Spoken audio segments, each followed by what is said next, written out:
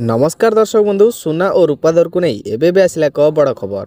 जदि आपण माने सुना किंबा रूपा किनिबा को चाहुचंती तेबे एई खबरटी आपण मानक पई गुरुत्वपूर्ण अटे। सेति पई भिडियोटी को शेष जाय देखिबा सहित हम चैनल नुआ थिले सब्सक्राइब करी पाखर थिबा बेल आइकन को ऑल ले सेट कर दियंतु, जहा द्वारा एई भली नुआ नुआ वीडियो सर्वप्रथमे देखिबा को पाई परिवे। तेबे चलंतु डेट न करी वीडियोटी को स्टार्ट करिबा। विगत किछि दिन हेबो सुना दर रे बेस हास परिलक्षित होइथिबा बेले यह ग्राहकों को टिकिए आश्वस्ति देथिला, किंतु एबे पुणी ऊपर मुआ हैला सुनार मूल्य। आज 22 कैरेट सुना दर 10 ग्राम पिछा 1100 टंका वृद्धि पाइथिबा बेले 24 कैरेट सुनार दर 10 ग्राम पिछा 1200 टंका वृद्धि पाइछि।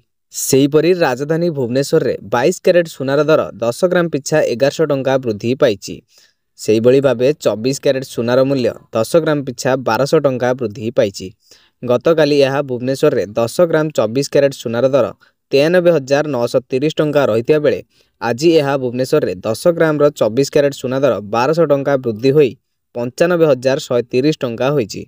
सेहीपरि 22 कैरेट सुनार मूल्य आज 10 ग्राम पिछा 1100 टंका वृद्धि पाई 86,100 टंकारु 87,200 टंका होईछि।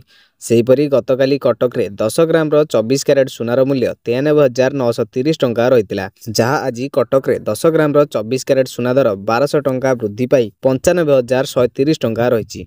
सेहीपरि 22 कैरेट सुनार मूल्य आज 10 ग्राम पिछा 1100 टंका वृद्धि पाई 87,200 टंका होईछि। तेबे दर्शक बंधु यह थिला संपूर्ण अपडेट जहाँ आपण माने এই ভিডিওরে জানিବାକୁ পাইলে। ভিডিওটি ভাল লাগিथिले गोटे लाइक करदेबे और चैनल नुआ थिले सब्सक्राइब करी पाखर थिबा घंटी चिन्ह को दबाई देबे।